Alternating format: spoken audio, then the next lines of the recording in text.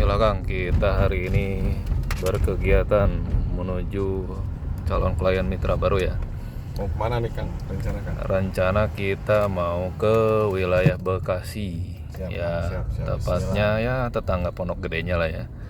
Ya, melalui istilah project splitter dengan mesin yang kita namakan dengan merek SPX. Mudah-mudahan bisa dilancarkan. Amin. Oke, Kang, sambil berjalan gitu kan, kita kilas balik gitu kan, sejarah historikalnya PT Main Tekno Digital Teknologi ya. Iya. Nama badannya alhamdulillah sudah dibangun. Betul. Kan sekilas gitu kan, kita lihat perjuangan ini tuh bukan sehari dua hari gitu ya. Ya. Dari membangun affiliation atau network di komunitas gitu kan, di zaman masa-masa trading ya kan, itu tantangan di era COVID ya. Betul. Itu Masya Allah gitu kan. 2020, Jadi 2021 lah ya. tetap punya inovasi dan selalu improve, itu salut gitu kan perjuangan teman-teman ini gitu. Padahal di masa-masa itu tuh orang tuh kita tahu sendiri ya, mau keluar aja susah gitu kan ya. Mau keluar aja susah, punya duit juga nggak tahu harus mau dipakai apa. Ya. Oke. Tapi yang jelas sih di saat itu tuh momennya orang-orang lebih banyak ke panik ya. Ya. Panik Oke. attack. Betul. Sebagian panik gitu kan, sebagian lagi pun mau nggak mau kan harus muter otak, bener nggak sih? Iya. Gua harus gimana gitu kan. Sekarang kerjaan untuk keluar susah gitu kan, apalagi yang di lapangan gitu kan. Betul. Belum lagi kalau ketemu untuk pas keluar kota tuh kan ketat banget ya kan. Betul. Harus punya hasil apa kayak sertifikat tuh namanya vaksin, tuh, hasil vaksinnya. sertifikat vaksin. Gila makanya. Ribet lah itu. Ya gitu. Tapi yang disalutkan itu adalah pada saat dengan keterbatasan gitu kan, dengan situasi konflik dan kondisi yang di luar nalar kita, kemampuan kita gitu kan, tapi kita seakan-akan dipaksakan gimana caranya harus selalu mendapatkan ide atau solusi gitu kan ya. Betul. Makanya digital gitu kan, masuklah gitu kan. Jadi ingat waktu dulu sebelum COVID aja fintech aja jalan kan. Iya.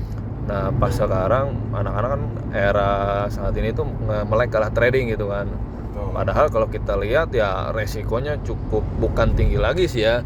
Apalagi kalau yang jantungnya nggak aman ya, modal pas-pasan gitu kan. Kalau Itu kayaknya lebih itu lebih memang was-wasnya juga gitu kan. menguji mental banget sih gitu.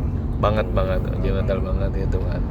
Sering berjalannya waktu gitu kan, anggota komunitas itu kok bisa gitu kan dengan statementnya itu, selain trading kenapa sih nggak bikin mining gitu kan. Oh ternyata ada yang mulai ke arah mining gitu kan.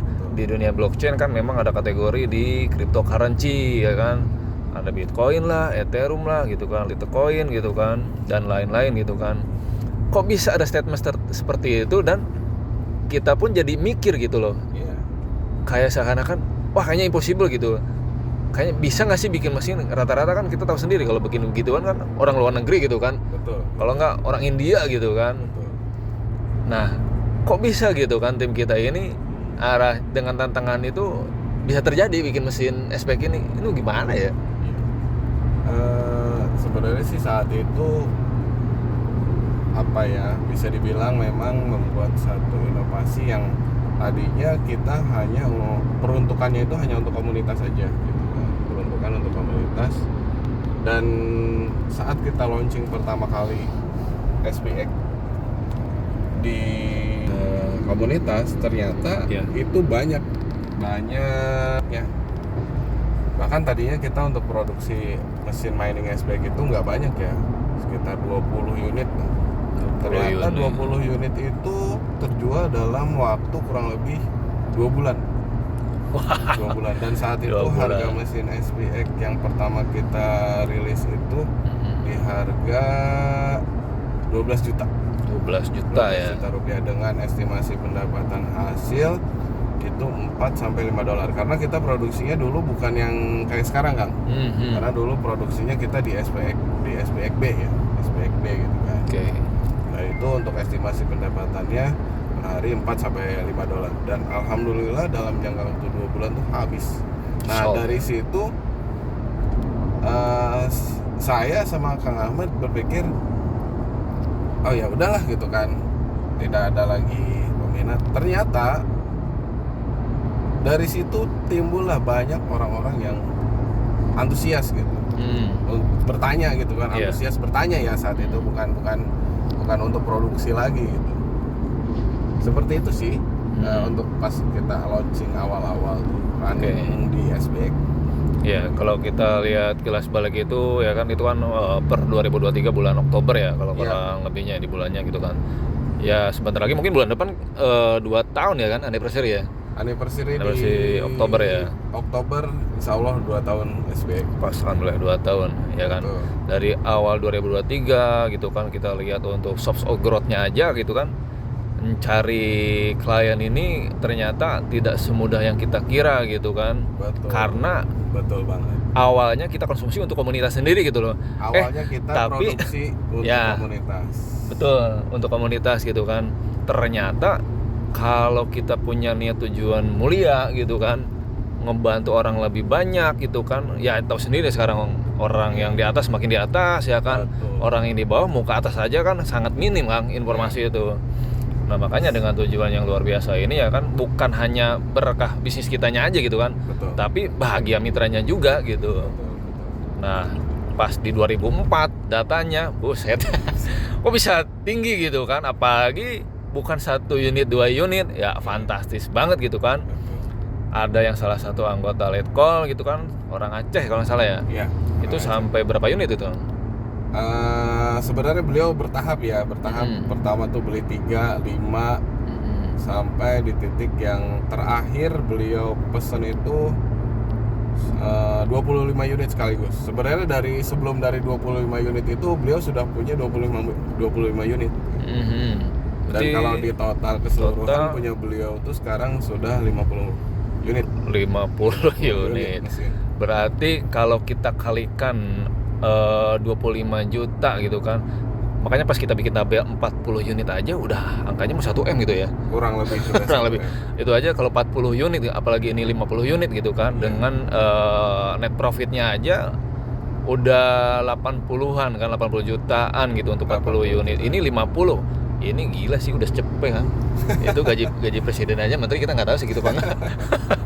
Ya, terus yang paling uniknya lagi ya kan, ini bukan testimoni, sekedar testimoni gitu kan, tapi secara de factonya itu memang mitra kita ini berbagai profesi gitu kan, berbagai gender gitu kan, dan dari sisi usia pun cukup menarik lah, ada yang paling muda gitu kan.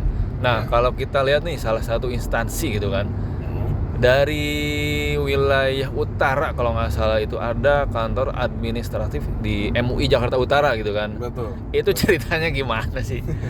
Kok bisa gitu? Jadi sebenarnya kalau kenapa kita sampai ke kantor MUI Jakarta Utara itu awalnya memang salah satu miner SBX ya, ada salah satu miner SBX dan memang beliau juga orang MUI tersebut gitu. Nah singkat ceritanya tuh beliau ingin memperkenalkan di kalangan MUI itu sendiri gitu kan, dan pada akhirnya kita diundang. Nah, kebetulan saya saat itu bertiga ya ke sana, saya, Kang Ahmad dan Pak Dikri. Nah di sana kita sebenarnya lebih ke diskusi terkait mesin SBX. Di sana kita dibahas dari secara hukum dan apa yang bisa kita ambil dari fatwa-fatwa yang diberikan gitu kan. Karena pada saat itu kami bersama orang MUI itu ketemu sama orang-orang yang ahli di bidang fatwa itu sendiri, Kang. Oke, ya ini menarik nih ya. Itu yang bikin kita menarik, dan itu satu pembelajaran besar buat SBX itu sendiri ya. Karena satu kehormatan gitu bisa diundang sama MUI Jakarta Utara untuk mempresentasikan apa itu mesin SBX. Oke, nah sorry Kang, saya potong Kang. Ya, nah ini jadi kalau kita kilas balik ya, sebelum fase-fase masuk di dunia kripto gitu kan. Iya. Dulu perjuangan saya itu ada di salah satu fintech financial teknologi untuk gateway payment gitu ya. itu berjuang bersama salah satu tokoh agama juga gitu kan, UYM gitu kan. Oh, Pak Ya. Ustadz Yusuf Mansur itu ya. Betul. Oke. Yang oren-oren itulah Siap, gitu kan. siap, Mereknya siap, tuh siap. brandnya Paytrend sampai sekarang sih masih ada gitu kan. Iya. Itu tantangannya luar biasa sampai kita ke BI itu ada regulasi dan kepatuhan yang harus kita ikutin gitu Kang. Betul. Itu saya ingat masih di Astra dulu kerja tuh ya. Di grup subkonnya itu di Spectra dulu tuh kalau nggak salah tuh di 2016 sampai 2018 gitu kan. Tapi sampai saat ini memang masih ada gitu kan. Tapi ini beda-beda gitu kan. Iya. Jadi ini tuh bisa dibilang sangat survive ya kalau untuk aspek ini. Bahkan perjuangan PTRN aja lebih dari 2 tahun gitu loh. 2 untuk ya betul, untuk regulasi hal-hal lain gitu kan. Nah, makanya kalau untuk secara berjamaahnya gitu kan, duplikat dari hal yang sudah pernah direpresentasikan beberapa orang gitu kan di PTRN itu bisa dipakai sebenarnya di sini gitu kan. Meskipun beda bidang gitu kan, ya salah satunya kita udah merapat gitu kan ke salah satu instansi MUI gitu kan. Iya. Mungkin nextnya kita bisa ke instansi lain gitu Kang ya. Insya Allah Kang, itu memang untuk next project yang Insya Allah bakal kita jalanin sampai ke arah sana. Ya, oke, berarti sinergitas dan kolaborasi baik secara individu gitu kan, Betul. institusi Betul. gitu kan, dan lembaga-lembaga keuangan pun pasti nanti kita akan merapat lah ya. Insya Allah Gitu kita kan ya. bakal merapat ke arah sana. Oke, nah kalau dari total saat ini kisaran berapa sih, berapa unit sih si spek ini di luaran atau yang di kita yang ditaruh di workshop gitu? Oke, ini dari awal ya Kang ya sampai Total sampai keseluruhan, sekarang yes, ya. betul. Total keseluruhan yang sudah keluar Kurang dari lebih berapa? mesin SP.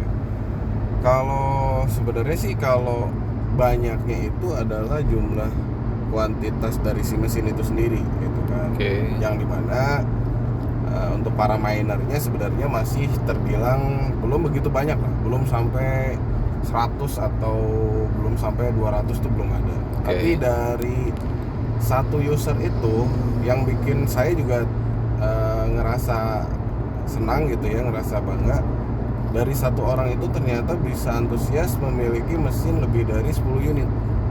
Dan kalau kita total sampai saat ini keseluruhan, kemarin saya tarik data itu di 389 kurang lebih ya, kurang lebih ya. Oke, hampir 400 ya. unit ya. Mhm. Dan kita sekarang sudah sediakan stok kurang lebih sekitar 30 unit yang bisa kita share ke orang-orang yang memang memahami dan berminat kepada mesin SPG itu sendiri. Oke, gila ya. Kalau kita hitung, katakan 400 lah ya. Iya. Berarti market capnya ini kurang lebih, wah gede sih ini, udah 2 digit, 10M Kang. Kurang lebih. Kurang lebih ya kan. Kurang Itu mesin yang udah terdistribusi ke mitra-mitra gitu kan ya. Dengan valuasi markup seperti itu di PT badan kita gitu kan, tentu ini bukan hal kecil sih. Ya. Ya menurut saya, apalagi ini 2 tahun aja, masih ada jeda sebulan lagi kan, bulan depan gitu kan. Tapi udah bisa ngelola total aset itu di 10M gitu kan. Apalagi kalau dari sisi penghasilan gitu kan, itu bisa berapa ya estimasi kalau per 1 unit deh gitu kan, per hari itu berapa dolar sih Iya. sebetulnya dengan modal 25 juta itu? Kalau untuk SPKA sendiri itu penghasilan kotor yang didapatkan sama si mesin kurang lebih sekitar 9 sampai 10 dolar. Oke. Tapi kita berpatokan kepada 9 dolar aja dulu gitu. Oke, terendah ya. Tapi perlu disclaimer juga ya, kalau mesin SPG ini sebenarnya yang di mining itu bukan dolar. Karena USDT atau dolar itu tidak bisa di mining. Kita tetap memining si koin-koin yang bisa di mining, tentunya tetap mining kripto. Lalu kenapa sih bisa hasilnya itu menjadi ke dalam bentuk dolar? Di situ ada yang namanya Gaspi. Mungkin kalau untuk pembahasan Gaspi sebenarnya lebih panjang Kang. Oke. Yang jelas kita ambil garis lurusnya adalah mesin SPG ini per hari menghasilkan penghasilan kotor kurang lebih sekitar 9 dolar. Atau bisa dikatakan bersihnya itu di 4,5 dolar lah per hari. Estimasi. 4,5 dolar. Lalu kalau misalkan dihitung perhitungan total total keseluruhan 30 hari misalkan gitu ya. 30 hari itu bisa sampai 4 juta. Estimasinya tuh 4.300.000-an Kang. Oke, itu gross ya. Gross itu ya, gross ya. Perlu di garis bawah itu gross gitu kan. Seperti itu kan. Oke, berarti kalau kita hitung-hitung setelah potongan lain-lain ini bisa dibilang paling terendah value-nya itu nilainya adalah 1,6 sampai 2 jutaan lah ya. Ya, per bulan. estimasi yang bisa keterima sama si para miner ini kurang lebih di 15, range-nya itu di 15 sampai 2 jutaan lah. Oke, berarti kurang lebih seperti itu. Nah, Iya. kalau misalkan itu kan tadi kita total 30 hari atau 1 bulan gitu ya. Iya. Tapi kalau kita pengen namanya anak suka nongkrong gitu ya, mau ngopi lah, beli rokok lah, itu tiap hari bisa ditarik nggak sih? Oh, bisa Kak. Bisa ya. Bisa. Berarti dengan catatan Bisa. tiap hari kita bisa narik, bisa withdraw lah Bisa ya. withdraw, bisa Bisa withdraw. withdraw. Keren. Setahu saya sih, makanya kalau untuk di kategori kripto gitu kan, apalagi untuk beberapa platform, e-wallet dan lain-lain, itu pasti ada berjenjang tuh prosesnya. Iya. Kalau ini kita simple banget, dari hasil mining SPX ini udah dibentuk dan dibantu oleh dorong splitter menjadi USDT gitu kan. Betul. Nah, ini yang wah gila sih, makanya ini bukan hanya produk anak bangsa doang gitu kan. Ini produk kita memperbesar ekosistem itu memang tidak mudah, tapi kalau kita lakukan secara berjamaah dan sungguh-sungguh gitu kan, insya Allah sih kan. Insya Allah, saya pun pede ya Kang ya, Ya, pede. pasti bisa lebih besar gitu kan. Pede bahwa ini akan lebih besar. Oke. Karena seiring berjalannya waktu, saya berkaca dari 2 tahun sebelumnya sampai sekarang, ternyata orang-orang itu tetap antusias. Karena walau Oke. bagaimanapun ya kita tidak bisa dipungkiri ya, Oke. kan segala sesuatu yang sifatnya itu ada keuntungan gitu kan. Saya yakin orang bakal melirik ke arah situ. Iya, betul. Makanya agak unik ya, Kang. Iya, Biasanya kalau di digital ini selalu kita pikir aset, kita punya aset apa sih gitu kan. betul.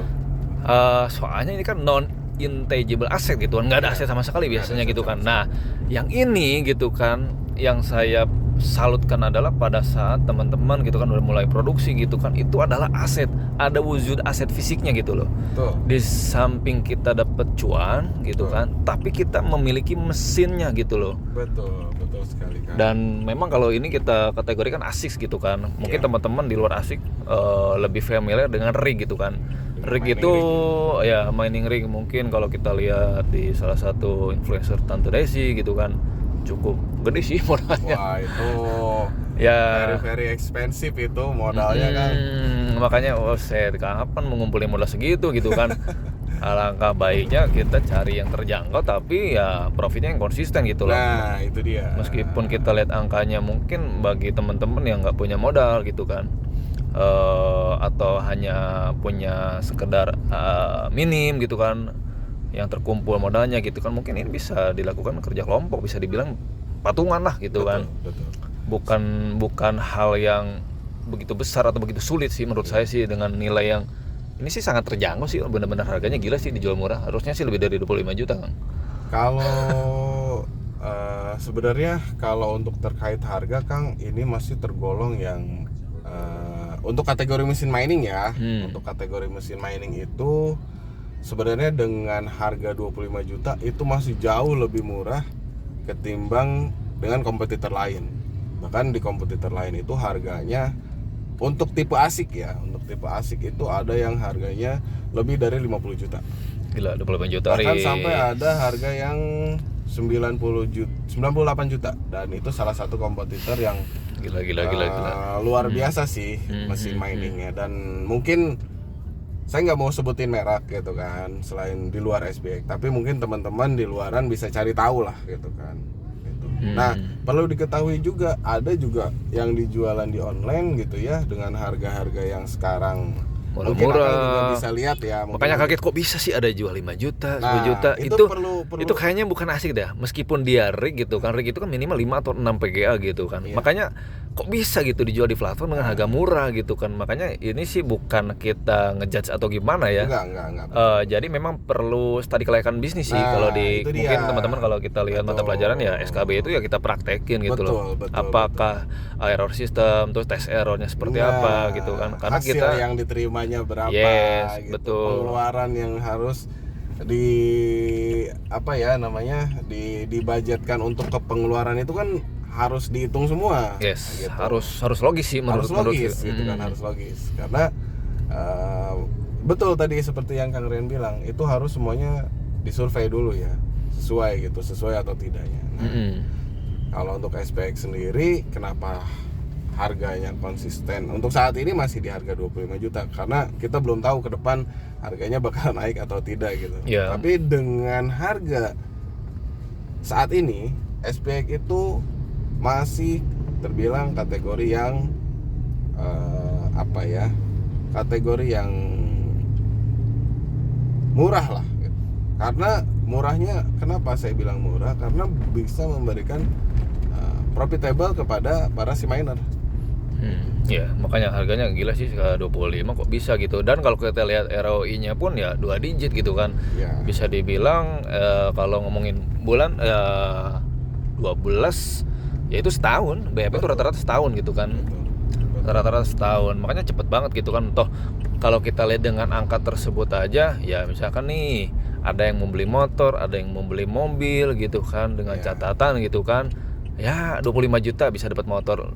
Kalaupun nyicil tiap bulan itu kan udah pasti 30-40% bunganya, bunga kredit itu gitu kan. Betul, nah sekarang pertanyaannya kalau kita balik, lu mau invest motor, penyusutannya cepat, pengeluaran terus-terusan bertahun-tahun, atau BEP 1 tahun, tahun berikutnya lu nikmatin gitu kan profitnya.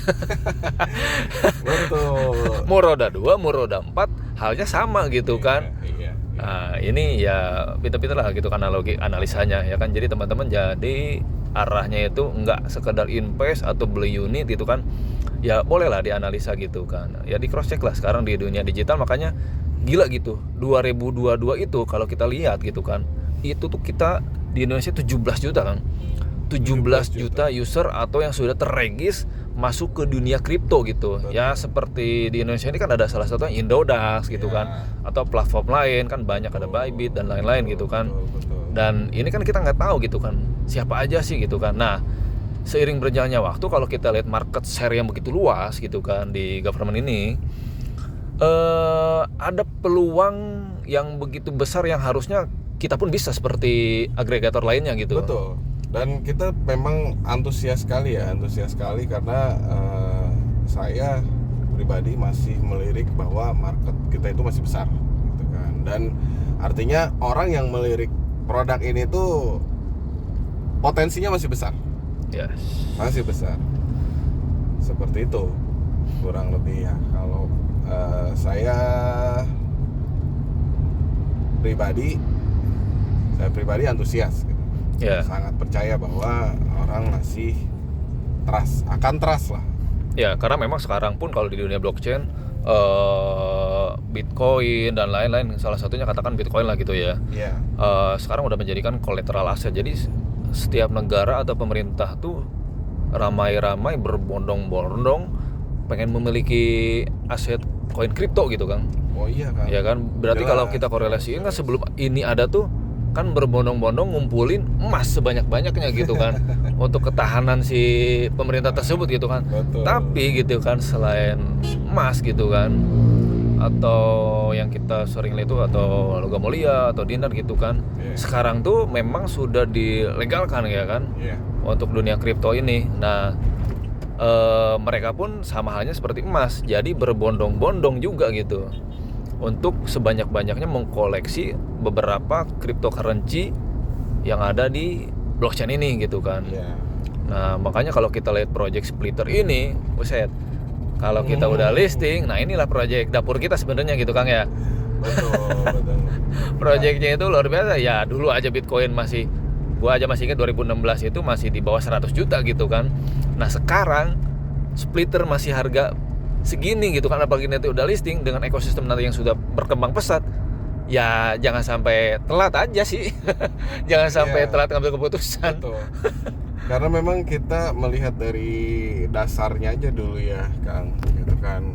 Artinya sebenarnya kalau untuk cryptocurrency ini bukan hanya sebenarnya di Indonesia tuh masih banyak orang yang malu-malu dan tidak mengakui kalau orang itu memiliki cryptocurrency gitu kan. Sebenarnya kita juga bisa melihat dari negara-negara lain yang dimana sudah banyak mengadopsi cryptocurrency untuk hal-hal yang memang jadi bagian dari negara itu sendiri gitu kan. Itu udah banyak lah, salah satunya El Salvador lah gitu kan. El Salvador itu di masa transisi Covid 2020 dia menyicil satu hari satu Bitcoin. Satu hari satu Bitcoin. Untuk memiliki satu koin Bitcoin. Satu hari satu Bitcoin. Ya, untuk sejarahnya El Salvador mungkin Kang Rian bisa cari tahu sendiri gitu ya. Sampai yang dimana saat ini negara El Salvador dengan kekuatannya dia mengambil keputusan untuk mengadopsi cryptocurrency, terutama di Bitcoin. Ya sekarang kita bisa lihat perkembangannya sudah 180%, jauh lebih baik. Itu salah satunya. Ya, ini yang dibilang jangan sampai telat langkah gitu kan. Karena betul sih Kang, orang yang punya sudut pandang ingin maju gitu kan, masa depannya ingin maju, pasti dia akan selalu menggali informasi, mencari peluang betul, gitu kan. Apalagi sekarang udah di dunia digitalisasi gitu kan. Itu informasi itu gampang, mudah sekali.